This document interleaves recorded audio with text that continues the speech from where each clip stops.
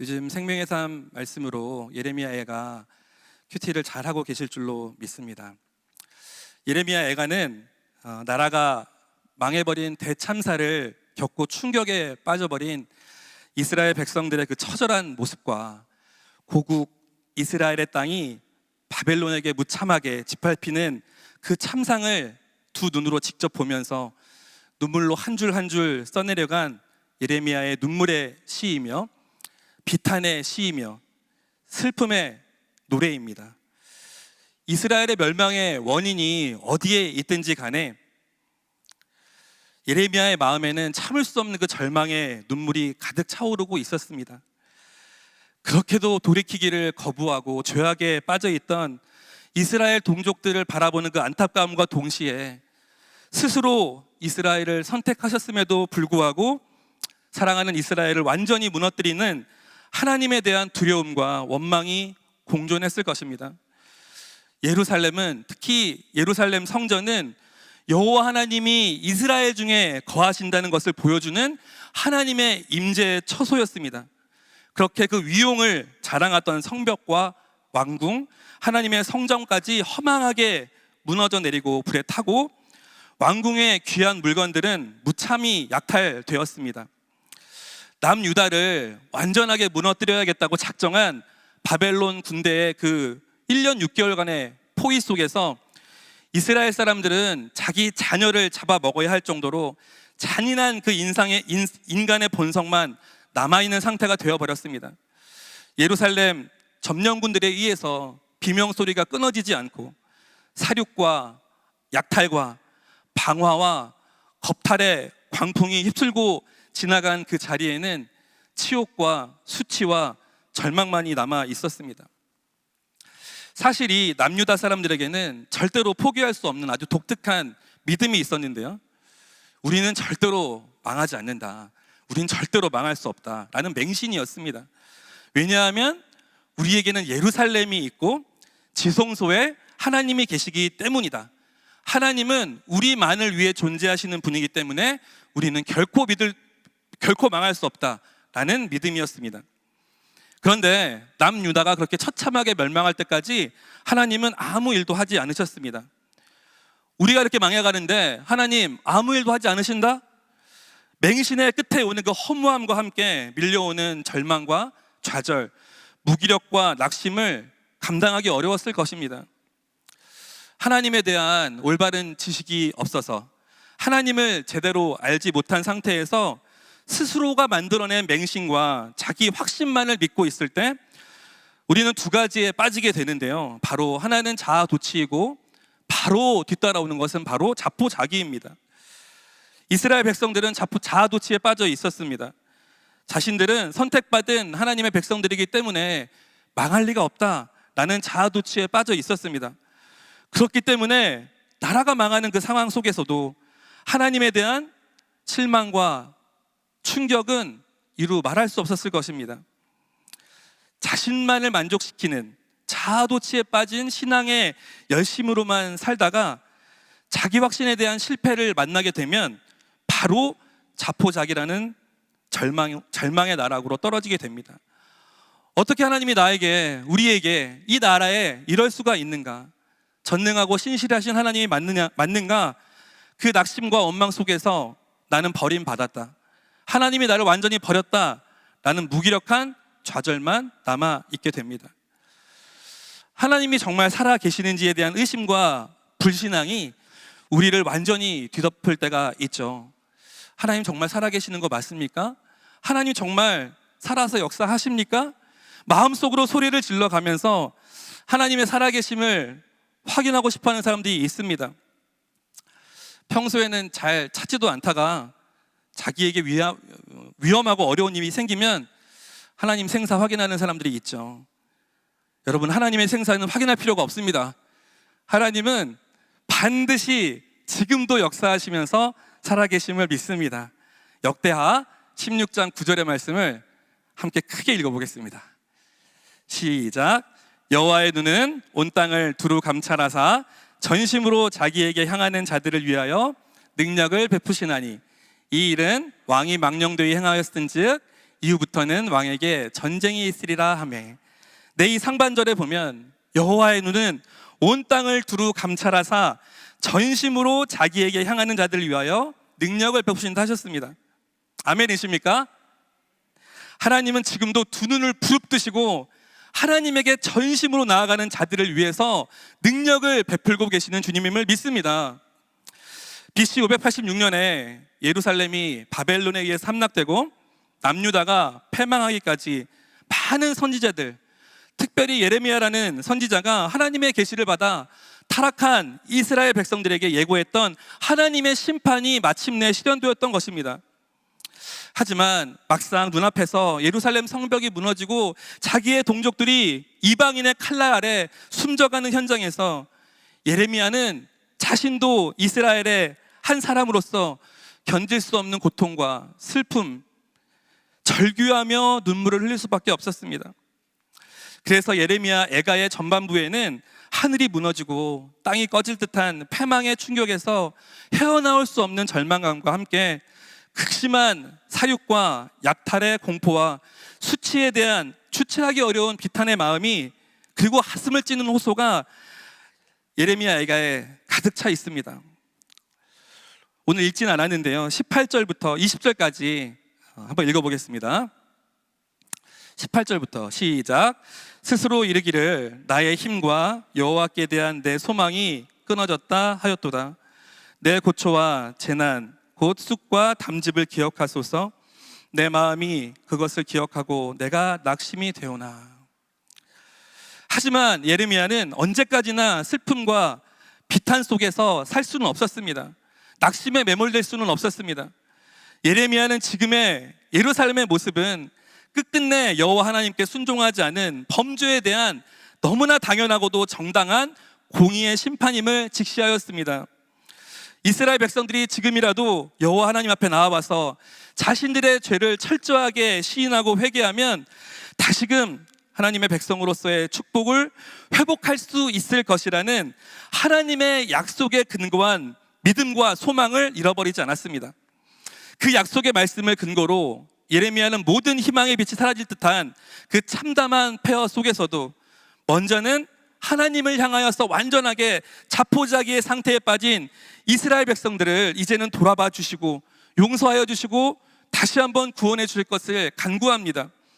그리고 이스라엘 백성들에게는 여호와 하나님의 은혜로 이스라엘이란 이름이 허망하게 사라지지 않을 것이고 마침내 영광과 축복을 다시 회복할 것이라는 장래에 대한 믿음과 소망을 담대하게 선포하고 있습니다.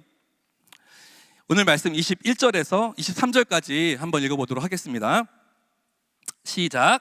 이것을 내가 내 마음에 담아 두었더니 그것이 오히려 나의 소망이 되었사옴은 여호와의 인자와 긍휼이 무궁하심으로 우리가 진멸되지 아니함이니이다.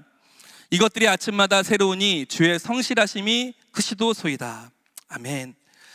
예레미야가 그 절망 가운데 발견한 소망이 있습니다. 그 절망 가운데 발견한 소망은 하나님 그분 자체에 대한 소망입니다.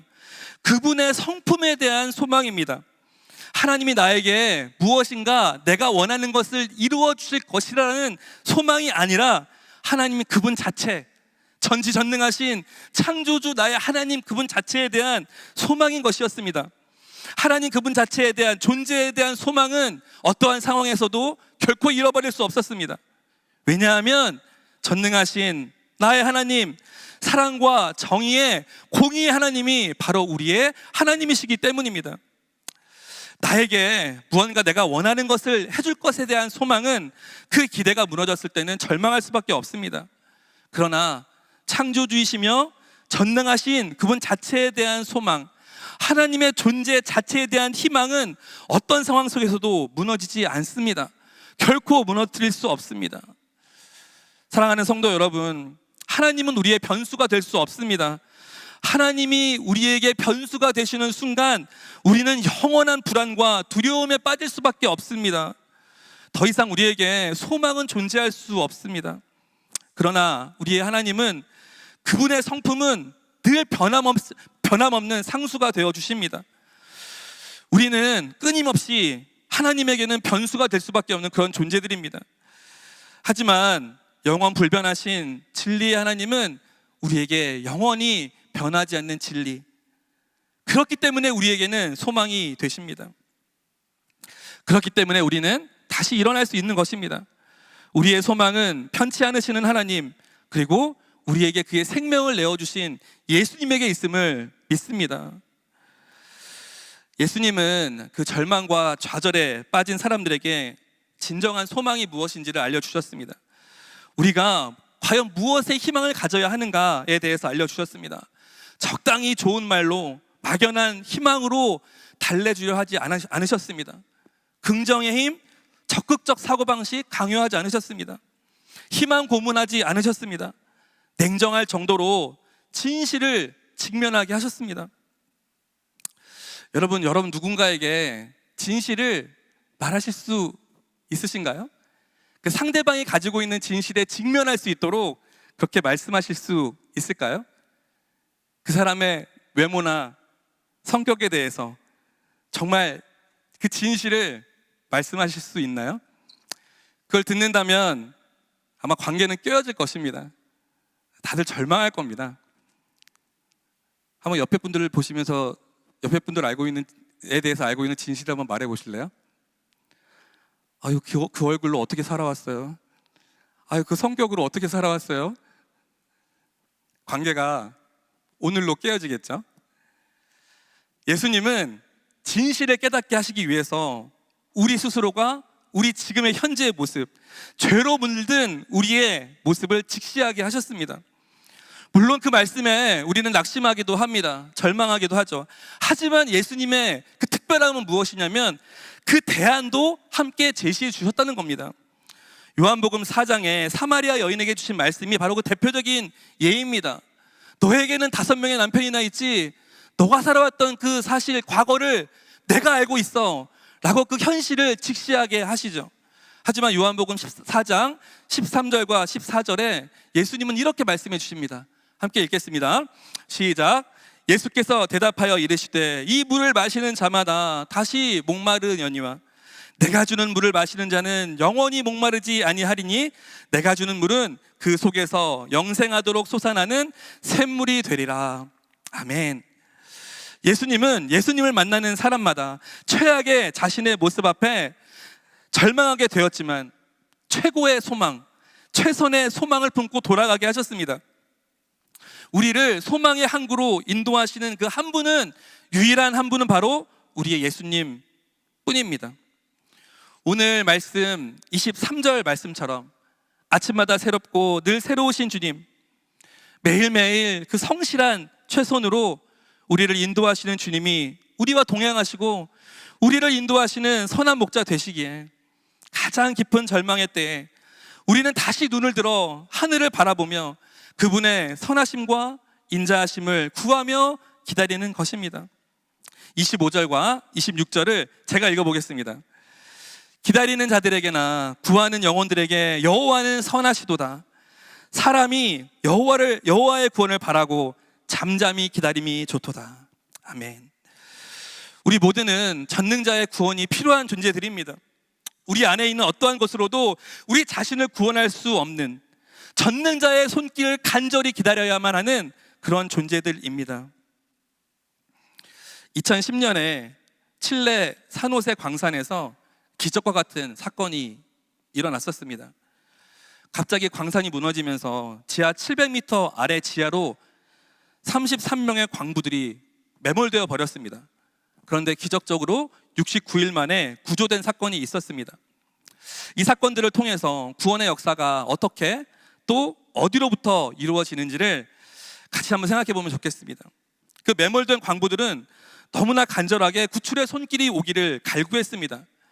시간이 흐를수록 그들은 스스로 할 수 있는 것은 더 이상 없다라는 것을 깨닫게 되었고 그들의 생존을 위해서 어떠한 활동도 할 수 없었습니다. 만약에 그들을 구해줄 수 있는 지상에 있는 사람들이 그 구조를 포기했다면 지하에 갇혀버린 33명의 목숨은 연기처럼 사라져버렸을 것입니다. 실제로 칠레 정부는 7차례에 걸친 탐지 작업이 실패로 돌아가자 생존의 가능성이 희박하다는 비관적인 발표를 하기도 했다고 합니다. 그 매몰된 광부 중에 한 명이었던 비알 로엘이라는 사람은 지하에 누군가 살아있다는 사실이 지상에 알려지기 전까지 17일 동안은 굶어 죽는 것만을 기다리던 최악의 상황이었다라고 말했다고 합니다. 너무나도 절망한 나머지 침상 밑으로 기어 들어가서 나오지 않는 사람도 있었다라고 증언하였습니다. 그런데 이들은 정말 69일 만에 기적처럼 구출이 되었고 69일을 버틴 그들의 불굴의 의지를 높이 평가하는 사람들도 있었다고 합니다. 그런데 여러분, 이들이 그들의 상황을 해결하기 위해서 무언가를 했습니까? 아니요. 그들은 그저 기다리고 버틸 뿐이었습니다. 구조가 되기를, 구원이 일어나기를 간절히 바라며 기다렸을 뿐입니다. 그들의 유일한 해결책은 자신이 아니라 지상으로부터, 위로부터 시작된 것이었습니다. 그들을 구조하는 구원의 손길은 밖에서 그리고 위에서 임했어야 했습니다. 하늘의 구원의 역사도, 하나님의 구원의 역사도 이와 같습니다. 하나님이 우리에게 이루신 구원의 이야기는 결코 사람에게서부터 시작되지 않습니다. 나로부터 시작될 수 없음을, 그 나로부터 시작될 수 있거나 누군가에게로부터 시작될 수 있음을 완전히 포기하고 그 구원됨이 하나님으로부터 오는 것임을, 하늘로부터 오는 것임을 간절히 소망할 때 예수님이 오셔서 우리를 구원하여 주신다는 것입니다. 진정한 구원은 위에서 아래로 임하는 것임을 기억하셔야 합니다. 우리 자신에게는 어떠한 소망도 없습니다. 진정으로 우리 자신이, 우리의 영혼이 회복되기를 바란다면, 우리의 영혼이 새로워지기를 원한다면 위를 바라보셔야 합니다. 위에서 아래로 임하는 구원을 경험해 보셔야 합니다. 시편 43편 5절의 말씀을 함께 읽어보겠습니다. 시작. 내 영혼아, 내가 어찌하여 낙심하며 어찌하여 내 속에서 불안해하는가? 너는 하나님께 소망을 두라. 그가 나타나 도우심으로 말미암아 내 하나님을 여전히 찬송하리로다. 아멘. 우리에게 필요한 것은 우리의 소망 되시는, 그리고 우리의 장래의 희망 되시는 하나님에 대한 시선을 잃어버리지 않는 것입니다. 더 이상 나 자신에게 현재의 절망적인 상태에 초점을 맞추는 것이 아니라, 고난의 상황만을 묵상하는 것이 아니라 하나님께 시선을 돌리는 것입니다. 어려운 상황 속에서 하나님을 찾고 구하는 것이 아니라 하나님 안에서 그 상황을 바라보는 지혜가 있어야 합니다. 그 이유가 다음의 말씀에 선포되고 있습니다. 오늘 본문 3장 31절에서 33절까지의 말씀입니다. 함께 읽어보겠습니다. 시작. 이는 주께서 영원하도록 버리지 아니하실 것임이며 그가 비록 근심하게 하시나 그의 풍성한 인자하심에 따라 긍휼히 여기실 것임이라. 주께서 인생으로 고생하게 하시며 근심하게 하심은 본심이 아니시로다. 아멘. 하나님의 본심은 우리를 걱정하게 하고 근심하게 하고 결국 멸망시키려는 것이 아니라 우리를 새롭게 변화시키고 새로운 영과 혼과 육으로 바꾸게 만들어서 다시 새로움으로 주님을 만나게 하시는 것이 바로 하나님의 본심임을 믿습니다. 결국 우리가 어떠한 상황 가운데서도 소망을 가질 수 있는 이유는 먼저는 하나님의 약속의 말씀이 있기 때문입니다. 이미 남유다 사람들은 예레미야 선지자를 통해서 다음과 같은 약속의 말씀을 이미 받았습니다. 예레미야 29장 11절 말씀입니다. 여호와의 말씀이니라. 너희를 향한 나의 생각을 내가 아나니 평안이요 재앙이 아니라 너희에게 미래와 희망을 주는 것이니라. 하나님의 약속의 말씀은 근거로 어떠한 상황 속에서도 낙심하지 않았어야 했습니다. 그러나 그 고난과 고통의 상황 속에서 하나님의 부재가 너무나도 깊게 느낄 때가 있죠. 하나님이 아무것도 하고 계시지 않는 것처럼 생각될 때가 있죠. 하지만 성도 여러분, 하나님의 부재는 하나님의 강력한 임재를 예고하는 전주곡임을 기억하시기를 바랍니다. 그리고 또 하나, 하나님의 진심은, 우리 하나님의 본심은 우리를 절망하거나 낙심하거나 멸망시키려 하시는 것이 아니라는 말씀입니다. 오늘 33절의 말씀처럼 주께서 인생으로 고생하게 하시며 근심하게 하심은 본심이 아니시로다. 하나님의 본심, 그분의 사랑의 진심을 아는 저와 여러분이 되기를 진심으로 소망합니다. 극심한 고난의 시간을, 어둠의 터널을 지나가고 계시는 분들이 이 자리에 계실 줄로 압니다. 위로의 하나님이 위로부터 부어주시는 그 사랑과 은혜를 기대하고 간구하시기를 축원합니다. 나의 눈물을 재료로 하나님의 선하시고 위대하신 일들을 준비하고 계시는 신실하신 우리 주님에게만 시선을 돌릴 수 있는 은혜가 있기를 진심으로 축복합니다. 오늘 저희가 함께 읽은 예레미야 3장을 가지고 미국의 토마스 치솜이라는 목사님이 만드신 찬송가가 우리가 너무나 잘 아는 393장 오 신실하신 주입니다. 이 찬양을 함께 주님 앞에 올려